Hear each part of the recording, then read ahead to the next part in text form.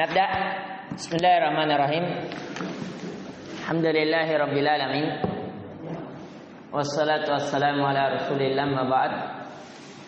Allahumma anfa'na bima 'allamtana wa 'allimna ma yanfa'una wa zidna ilman. Assalamualaikum warahmatullahi wabarakatuh. Alhamdulillah, sebelum kita memulai pelajaran kita yang baru, pelajaran tauhid, pembahasan iman kepada takdir. Sebelumnya alhamdulillah beberapa pertemuan kita telah membahas masalah gulu. Coba, gulu itu apa artinya gulu? Berlebihan. Berlebihan dalam segala hal. Itu dibenci atau dicintai? Benci. Kalau berlebihan dalam ibadah kan baik. Dibenci atau baik? Benci. Termasuk dibenci ya. Biar dalam ibadah. Ada orang mengatakan hidup hanya sekali. Kenapa kita tidak paksakan diri? Paksakan diri boleh, tapi sampai membinasakan diri yang tidak boleh. Ya, ada orang sifat berlebihan. Bayangkan sampai dia tidak mau makan daging. Ada berpemahaman begitu? Ada, dia tidak mau makan daging. Para biksu coba lihat. Ya, apa? Vegan. Apa itu vegan? Oh iya betul. Salah satu juga yang di India. Ya, vegan betul. Jangan takut, betul itu. Ya. Nah ini, itu sifat berlebihan. Kemudian siapa yang bisa hadirkan? Ada 3 sahabat yang memiliki sifat berlebihan, kemudian Nabi marah sampai naik ke mimbar. Satu, tidak mau menikah. Tidak mau menikah, tapi apa mau kerja? Mau ibadah. 2, puasa tidak berbuka-buka, artinya puasa setiap hari. Sholat malam tidak tidur. Tidak boleh, pasti. Ya, sholat malam tidak tidur, pagi mau cari nafkah ngantuk nih. Ya, itu sifat berlebihan. Tetap sholat malam hukumnya sunnah. Sedangkan mencari nafkah hukumnya apa? Wajib. Intinya ibadah yang paling dicintai oleh Allah adalah yang diwajibkan oleh Allah. Ya, selalu itu. Jangan lihat skalanya, tapi lihat apa? Produktivitasnya, lihat kualitasnya. Ya, Asyura. Ayo, coba Asyura. Berikan contoh dalam ibadah sifat yang berlebihan.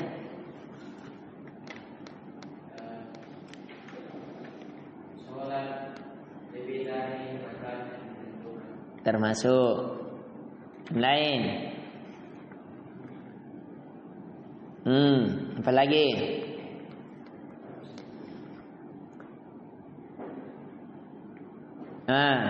Di antara bentuk gulu di Masjid Nabawi apa?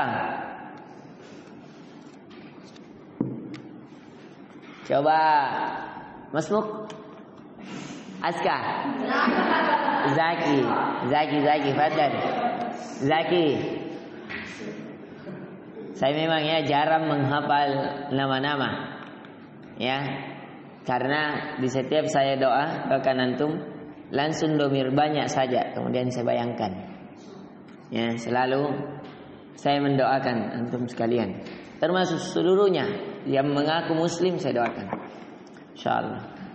Kalau nama saya, kalau kenal muka banyak sekali. Ya, di mana-mana saya alhamdulillah dikenal. Tapi kalau nama, enggak. Ya, saya dulu di pondok sekitar 5-7 tahun. Saya kenal nama enggak sampai 100-an, 50-an pun enggak. Sedikit. Ya, teman-teman saja jarang saya kenal namanya. Padahal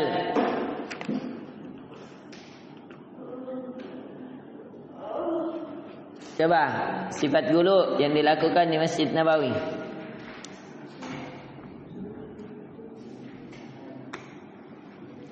Coba Raka, sudah di pelajaran mana orang? Terakhir datang ke pelajaran tauhid.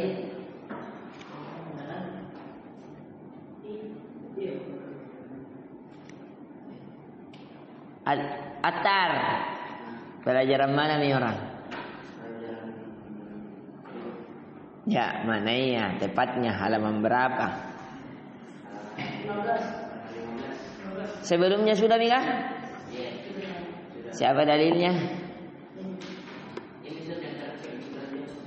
Apa di terakhir dikerja? Tugas. Yang lain? Coba Fahrul, apa sifat berlebihan di Masjid Nabawi yang terjadi? Masya Allah, berdoa kepada Rasulullah. Orang yang berziarah menghadap kuburan. Sama ji. Orang yang berziarah menghadap ke kuburan Nabi Sallallahu Alaihi Wasallam. Ya, kita masuk di pelajaran baru. Sekadar evaluasi ya, kita masuk di pembahasan kedua. Iman kepada takdir. Sebagaimana yang kita ketahui, takdir itu terbagi dua. Ada yang baik, ada yang apa? Yang buruk. Tapi ini dari sisi yang terjadi. Adapun kalau disandarkan kepada Allah maka semuanya baik. Ini dulu kunci. Ini kunci sekali lagi. Kunci kebahagiaan. Sehingga lahir husnuzon kepada Allah, baik sangka. Ya. Halaman 24. Saya ulang, diperhatikan, Parul, perbagusi duduknya. Saya ulang. Masya Allah. Saya kira artis dari mana ini? Baru halaman 16. Berapa? 15. Sampai tugas bentuk-bentuk dulu. Nah, kita masuk di bentuk-bentuk dulu.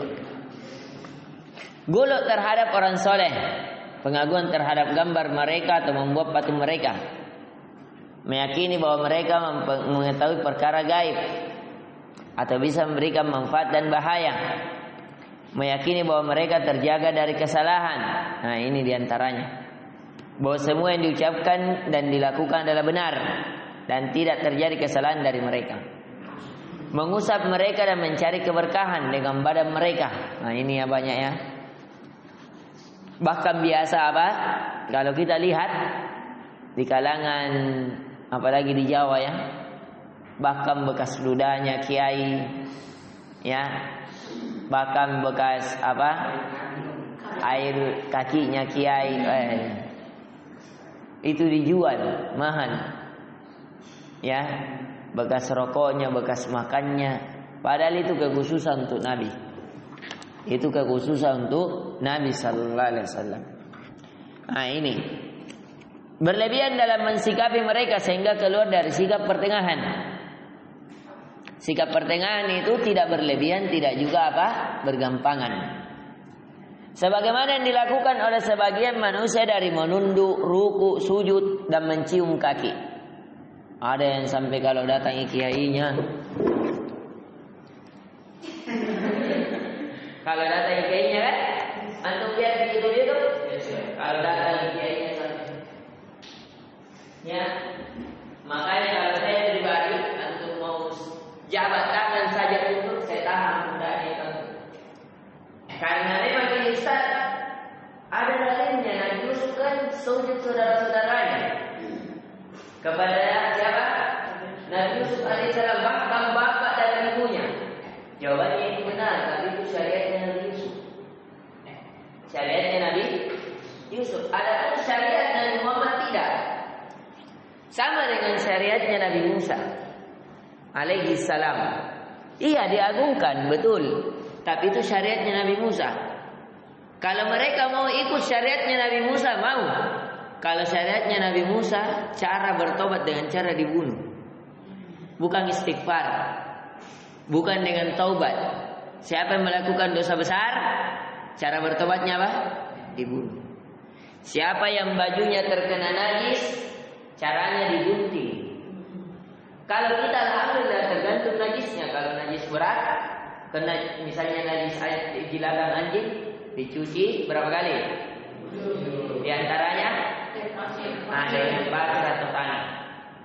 Ya, kalau dia yang ringan seperti kencing bayi, yang belum memakan kecuali ASI ibunya, cukup dengan diperciki. Kalau kencing sedang najis sedang, maka dicuci. Kalau syariat Nabi Musa tidak, kena najis langsung dipotong, digunting. Melakukan dosa besar langsung dibunuh.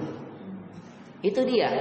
Beda dengan kita ya. Sama dengan masalah sujud. Syariat Nabi Yusuf alaihissalam itu memang cara penghormatannya mereka sama dengan dari masa Nabi Adam alaihissalam. Ya.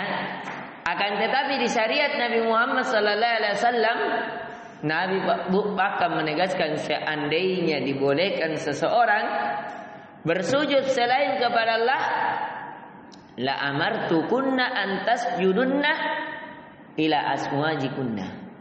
Seandainya dibolehkan kalian bersujud kepada selain daripada Allah, sungguh saya akan memerintahkan kepada para wanita untuk dia bersujud kepada suami-suami mereka. Artinya saking besarnya apa? Kedudukan seorang suami terhadap dari istrinya ini. Karena bayangkan suami memberikan semuanya.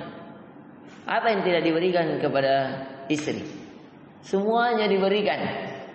Suami rela panas kepanasan, hujan kehujanan untuk istrinya. Ya. Lawang ngantuk untuk siapa? Istrinya. Capek cari uang puluhan tahun kumpul beli rumah untuk siapa? Untuk istri dan anaknya. Ya. Akan tetapi kebanyakan wanita, kata Nabi, saya melihat kalian di dalam neraka. Ketika itu disampaikan oleh Nabi pada saat berkhutbah, khutbah Id, pada saat kumpulnya banyak orang, terlebih khusus para wanita. Kemudian berdiri seorang sahabiat mengatakan, kenapa bisa? Kami ini kebanyakan dari penghuni neraka.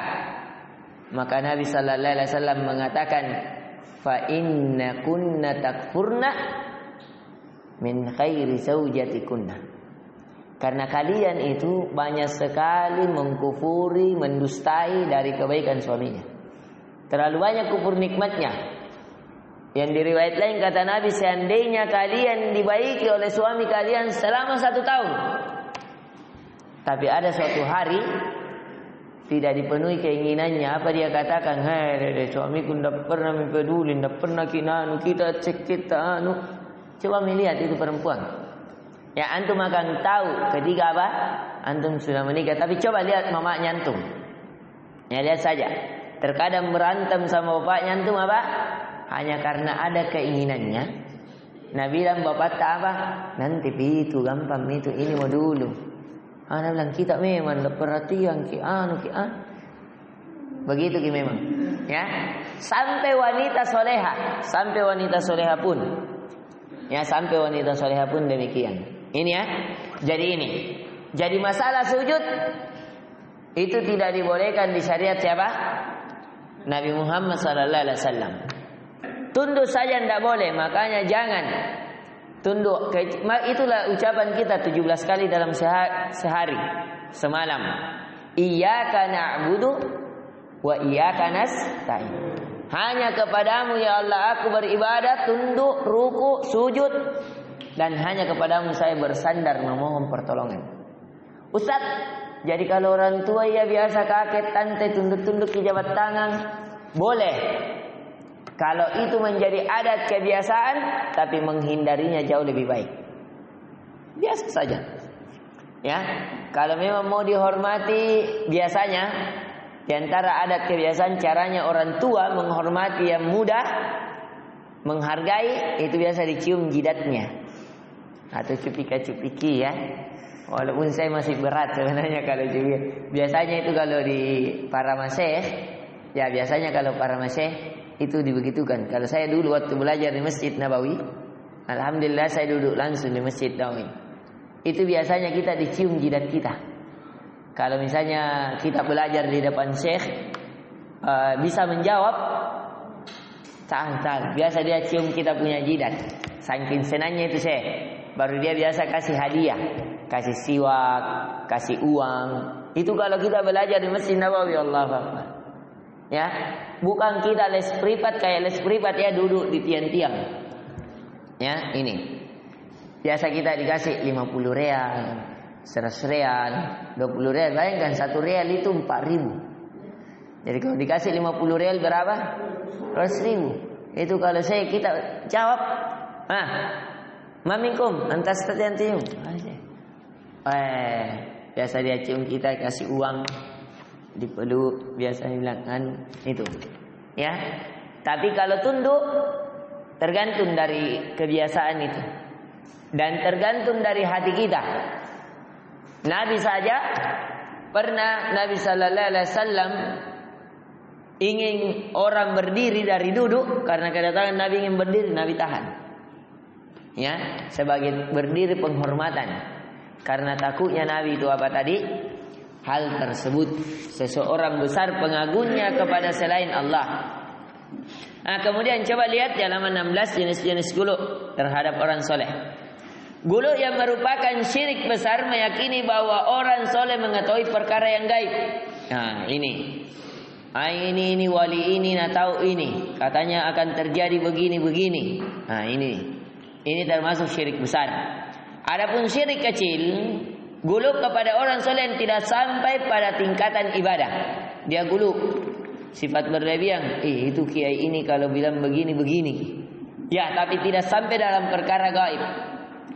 Tidak sampai mengatakan hal-hal ibadah. Makanya kenapa terdapat banyak penyimpangan bid'ah. Diperintahkan sama kiainya, baca wirid ini kamu kebal begini. Baca wirid ini kamu bisa melayani begini.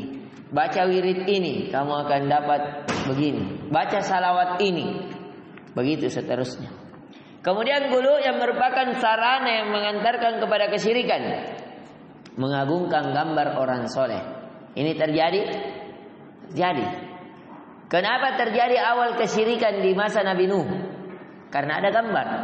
Dari gambar dibuat patung, akhirnya berlebihanlah terhadap orang soleh. Sama dengan kita.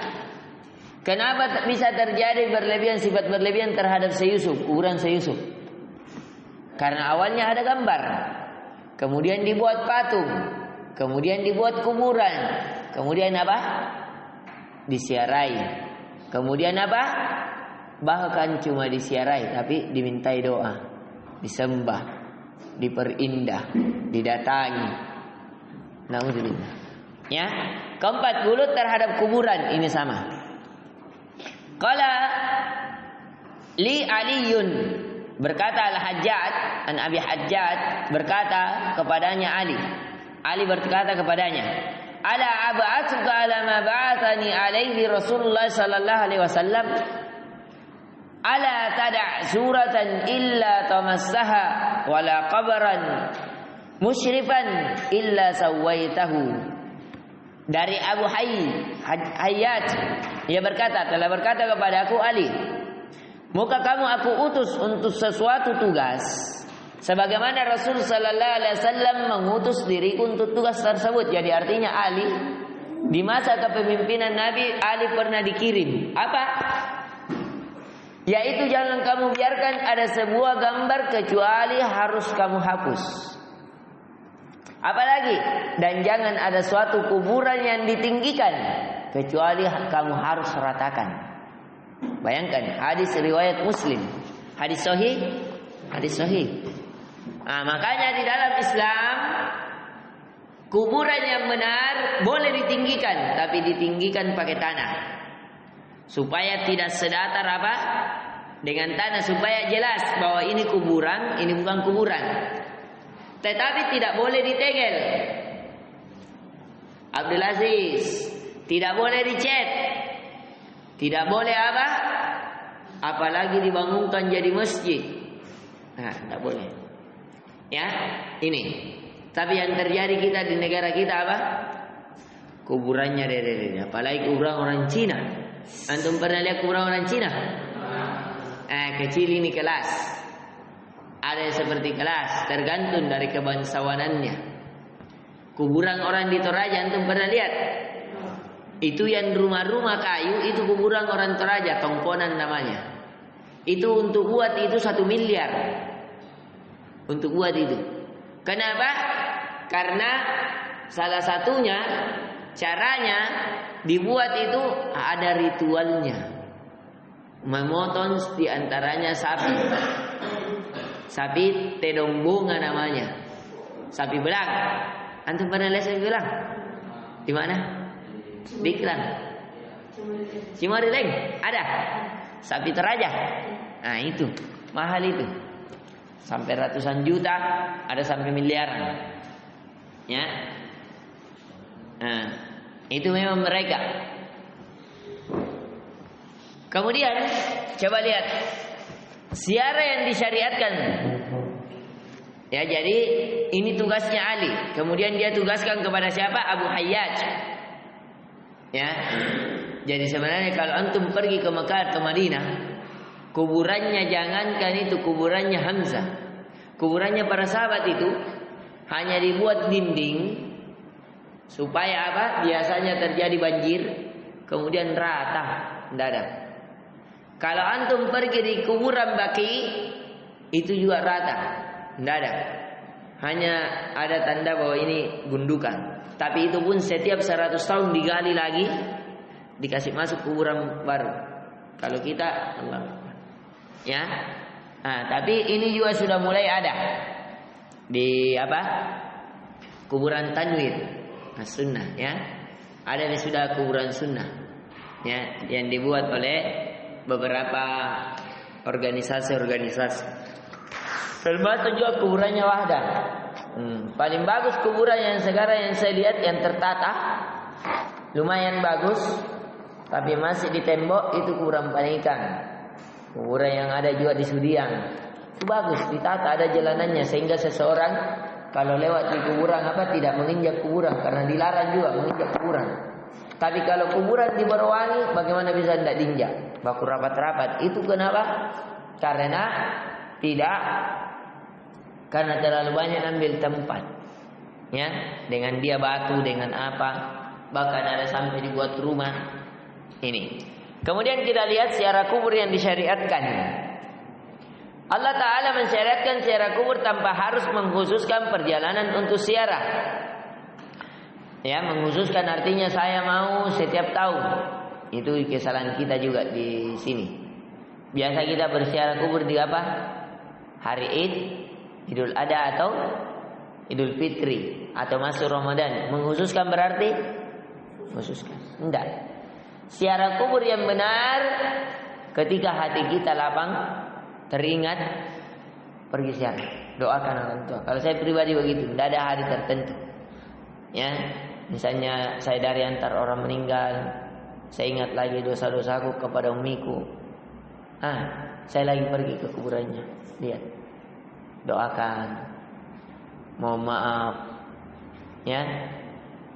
Lihat, beginilah dulu kesalahan kita, itu mengingatkan kita. Karena hakikat ziarah kubur dahulu memang dilarang oleh Nabi, tapi setelah itu dibolehkan. Kata Nabi sallallahu alaihi wasallam, "Fazuru fa innaha tudzakirukum anil akhirah." Dahulu saya larang kalian berziarah kubur. Adapun sekarang berziarahlah karena iman kalian sudah bagus. Karena sesungguhnya ziarah kubur itu akan mengingatkan kalian kepada negeri akhirat. Itu tujuannya. Jadi tujuan ziarah kubur mengingatkan akan negeri akhirat. Mengingatkan bahwa kita ini juga akan mati. Mengingatkan bahwasanya tidak ada bekal yang kita bisa bawa kecuali apa? Idza mata ibnu Adam inqata'a anhu amaluhu illa min thalath. Illa min shadaqatin jariyah, kecuali sedekah jariah. Kecuali kita mendidik anak-anak yang dimana kebaikannya terus mengalir, au ilmu yuntafa'u bih, atau ilmu yang bermanfaat yang kita amalkan, yang kita ajarkan, yang kita dakwakan, au waladun saleh yad'ulah, atau anak soleh yang kita buat. Bismillah, lahir anak-anak soleh, anak-anak soleha.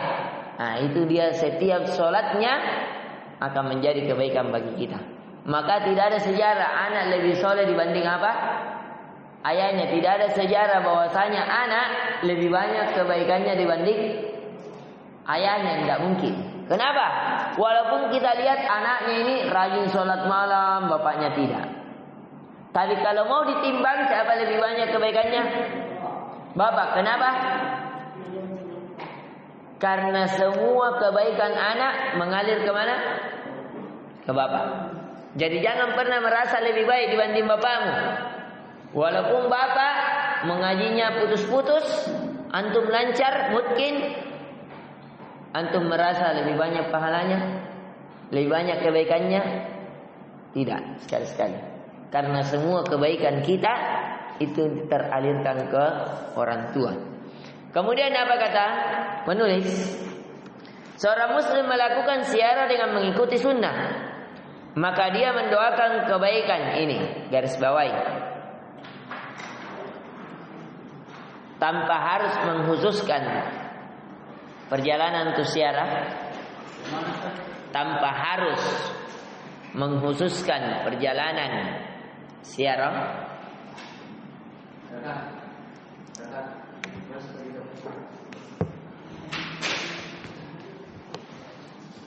tanpa harus menghususkan perjalanan untuk ziarah. Yang kedua, mendoakan kebaikan. Jadi bukan minta doa. Yang benar apa? Yang benar yang mana? Kita yang mendoakan atau kita minta didoakan? Kita yang mendoakan, bukan kita minta doa. Ya. Kita yang memberikan manfaat atau kita diberikan manfaat? Nah, ini kesalahan orang-orang yang terlalu mengagungkan kuburan pergi minta doa. Ya Syekh Cidenar, ya Syekh Yusuf, saya berdagang kasih. Ya. Padahal dia yang butuh doa kita. Ini dia. Kemudian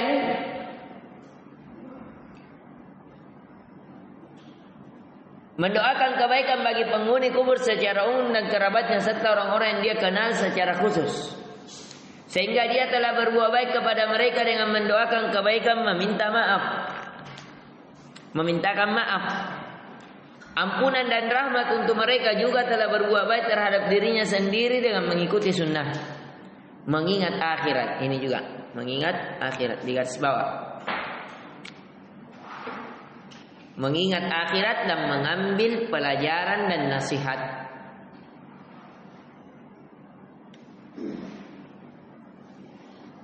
Membaca doa masuk kuburan ini tugas. Nanti antum cari yang anu ya. Assalamualaikum ya ahlal kubur wa inna insyaallah sanulahikun. Mendoakan kebaikan bagi orang-orang yang telah meninggal. Tidak memakai sandal ketika berjalan di kuburan. Ini juga diantara anjuran. Dibuka sandal. Tapi kalau sekarang di tempat kita mau buka sandal banyak pecah beling, banyak pecahan tegel. Kenapa? Karena kalau di kuburan sana tidak ada tegel. Ya itulah kesalahan. Dan itu orang yang meninggal tidak butuh lagi ditegel-tegel. Dia tidak butuh tempat tinggal. Biar istana membuatkan tidak berpengaruh. Kalau disiksa di bawah disiksa aja. Ya, biar antum buatkan di situ AC 100 PK. Kalau memang dia sudah diberikan semburan api neraka di bawah tetap. Ya, karena di dalam itu sudah beda alamnya. Dia sudah berada alam barza namanya. Alam barza itu alam penghalang antara satu alam dengan alam yang lain. Kalau dia orang baik, sudah dia rasakan taman dari taman surga. Jadi sehingga dia minta kepada Allah, ya Allah segerakanlah hari kiamat. Dan kalau dia orang buruk, dia sudah rasakan dari panasnya neraka, dia sudah diperlihatkan siksanya neraka, dia sudah diuji dengan hal tersebut. Sampai dia berdoa kepada ya Allah akhirkan saja ini hari kiamat. Kenapa? Karena dia tahu kalau sudah terjadi hari kiamat, siksaan yang lebih besar yang akan dia dapatkan. Nah, tujuan dari ziarah kubur mengambil manfaat bagi yang berziarah dengan mengingat kematian dan negeri akhirat, memberi manfaat bagi mayit muslim dan berbuat baik kepada mereka dengan mengucapkan salam dan mendoakan mereka agar diberi ampunan. Jadi ini saja dua. Ada yang memberikan manfaat kepada diri kita, mengingatkan hari akhirat dan kematian. Yang kedua, ada manfaatnya kemana? Orang yang kita ziarahi. Dengan apa? Kita mohonkan ampun, titik. Tidak ada yang lewat dari itu. Kemudian dilihat ziarah kubur bagi wanita. Yang kata Nabi sallallahu alaihi wasallam, la'ana Rasulullah sallallahu alaihi wasallam zairatil kuburi. Rasulullah sallallahu alaihi wasallam melaknat wanita-wanita yang senantiasa melakukan ziarah kubur. Ustaz, jadi tidak bisa perempuan itu ziarah kubur? Jawabannya bisa. Ada yang menganggap bahwa dia makruh. Tapi kalau dia bisa menjatuhkan kepada yang haram, maka hukumnya haram. Ustaz, kenapa dibedakan laki-laki dianjurkan ziarah kubur sedangkan perempuan apa? Dilarang, bahkan dilaknat. Karena perempuan itu lebih cepat terkena apa? Fitnah. Ditanya Ki Anu, kalau mau kau kaya, ambil gini, begini. Akhirnya apa? Lebih cepat. Lebih lemah itu perempuan. Perempuan lebih cepat terpengaruh dibanding laki-laki. Sehingga apa yang terjadi? Dia lebih mudah digelincirkan. Sehingga dia dilarang. Tapi bukan dilarang secara mutlak.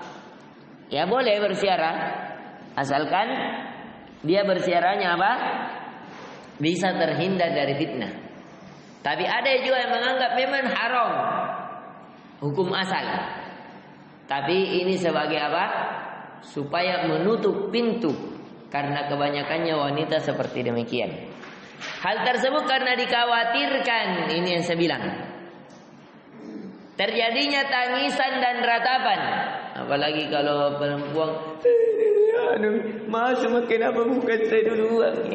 Cerita aja bukan saya duluan, mas maka ya cepat tak pergi ayah. Ya, terkadang perempuan sampai apa? Terbuka kudunnya, pingsan lah kan? Coba lihat itu kalau di kuburan kalau perempuan. Ayah. Boleh menangis tapi tidak sampai kayak mau mati, ambil mi pisau, ambil mi parang.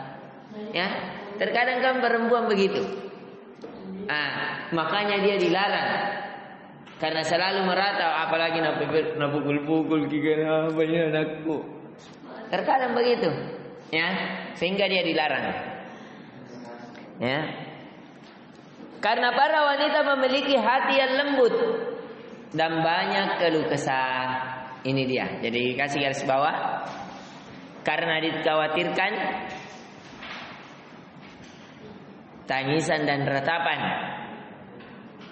Karena dikhawatirkan terjadinya tangisan dan ratapan. Yang kedua, memiliki hati yang lembut dan banyak keluh kesah.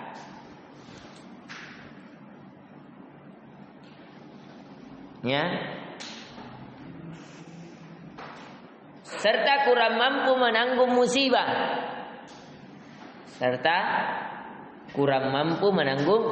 Sehingga dikhawatirkan mereka melakukan perkara yang dilarang. Tujuan ziarah kubur mengikuti sunnah dengan mendoakan kebaikan bagi mayit dan mengingatkan tentang akhirat. Ya, ini di atas sunnah dan mendapatkan pahala atasnya. Yang kedua, mengusap kuburan, sholat di kuburan. Ini perkara bid'ah, perkara yang baru dan mengantarkan kepada kesyirikan. Ya, itu tidak dibolehkan. Dia usap, ambil berkah, ambil tanahnya, simpan di toko supaya laris. Karena ini dulu ini yang meninggal ini pedagang sukses.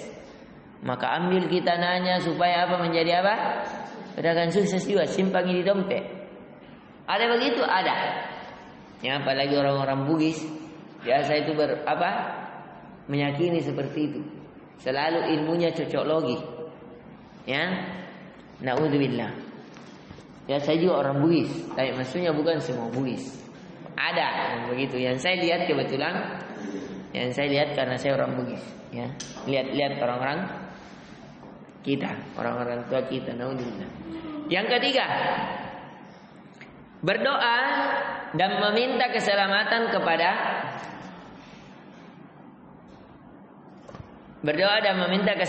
kepada mayit, menyembelih kuburan untuk mayit, menyembelih kurban untuk mayit, meyakini bahwa mayit bisa memberi manfaat. Ini syirik besar. Ini terjadi tidak di kuburannya Syekh Yusuf? Di kuburannya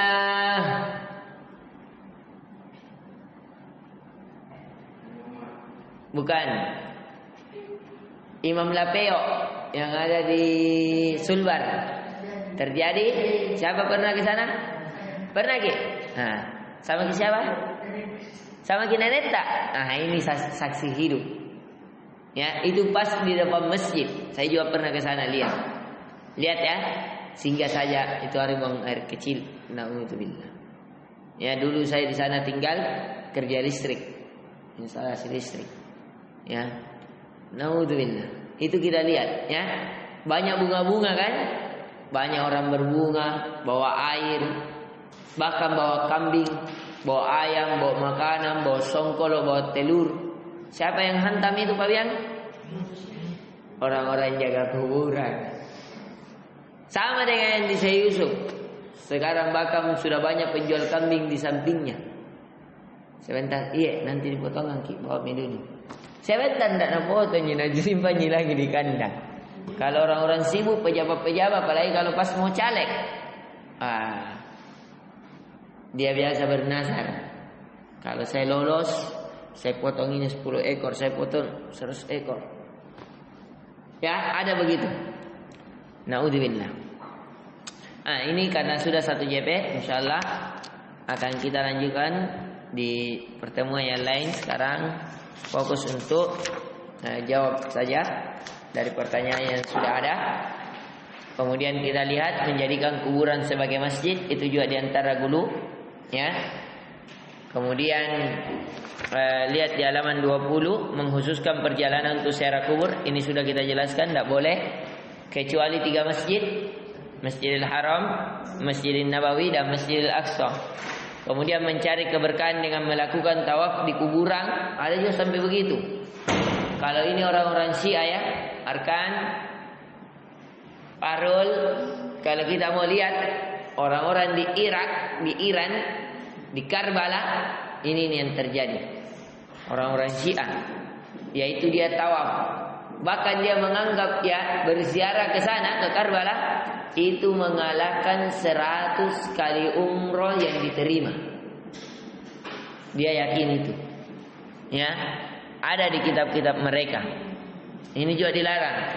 Kaedahnya tidak ada tempat tawaf kecuali di Mekah, di Ka'bah. Kapan ada yang melakukan tawaf selain di Ka'bah, nyatakan bahwa itu penyimpangan.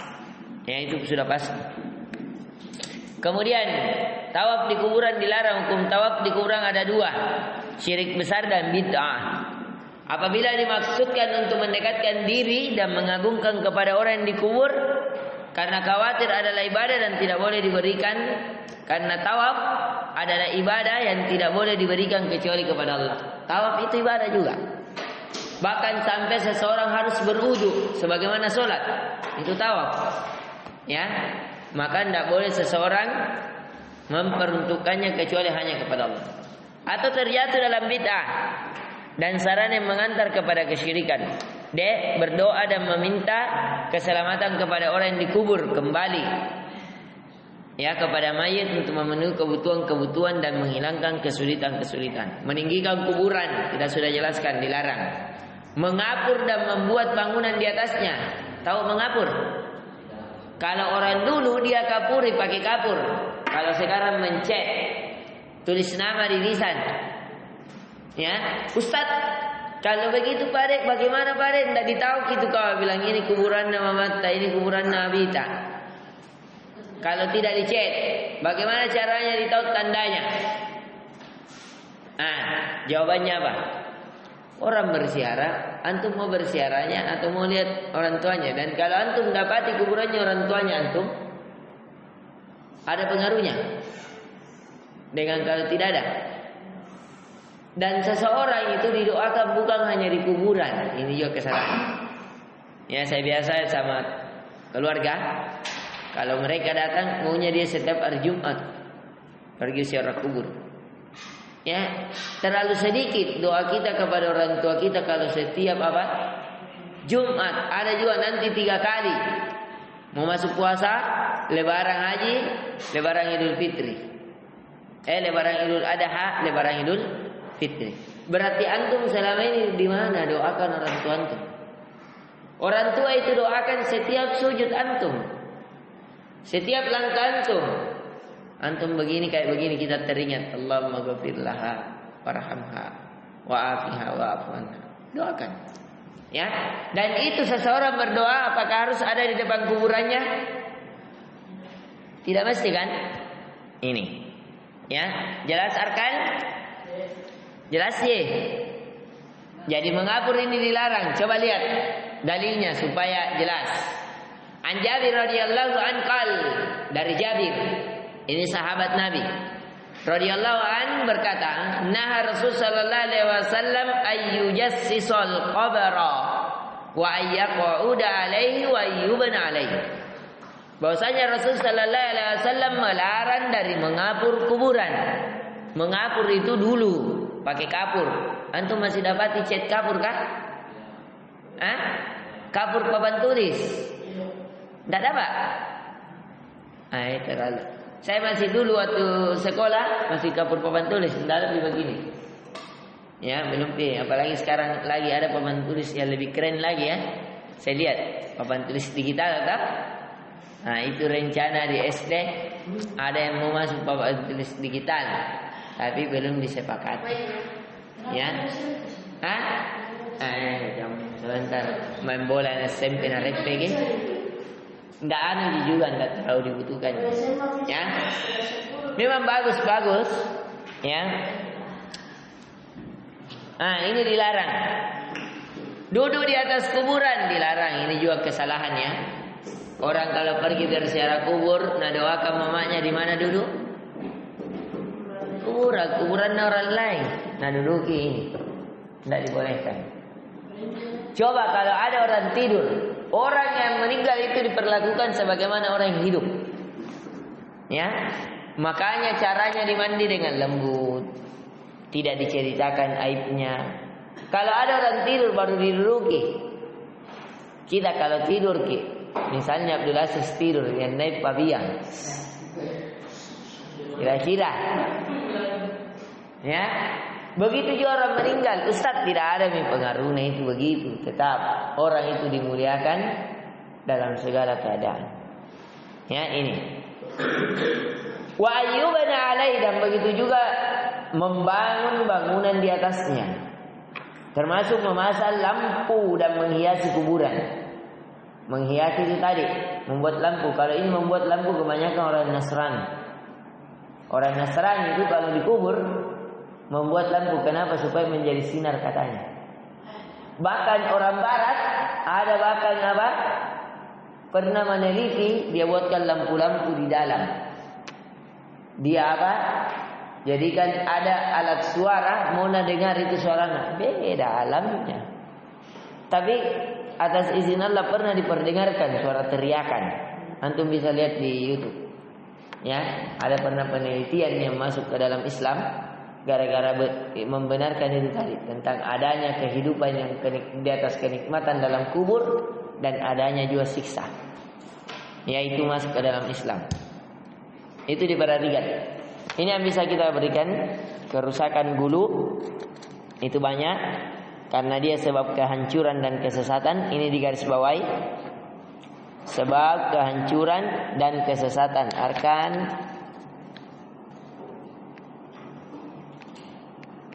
yang kedua, menjadikan dirinya merasa suci. Itu dari stabilo. Tadi sebab kehancuran dan apa? Kesesatan. Yang kedua, menjadikan dirinya merasa suci dan timbul ujub. Yang ketiga, akan menuntun kepada keberhalaan dan penyembahan, akan menuntun kepada keberhalaan dan penyembahan. Yang keempat, merusak akal dan menghancurkan fitrah. Yang kelima, melemahkan pengagungan kepada Allah. Yang keenam, tersebarnya bid'ah di tengah masyarakat Islam. Ini ya, ini yang bisa kita berikan jawab. Subhanakallahumma wa bihamdik, asyhadu an la ilaha illa anta astaghfiruka wa atubu ilaik. Assalamualaikum warahmatullahi wabarakatuh. Masih ada 30 menit yang bisa jawab, paling 15 menitan.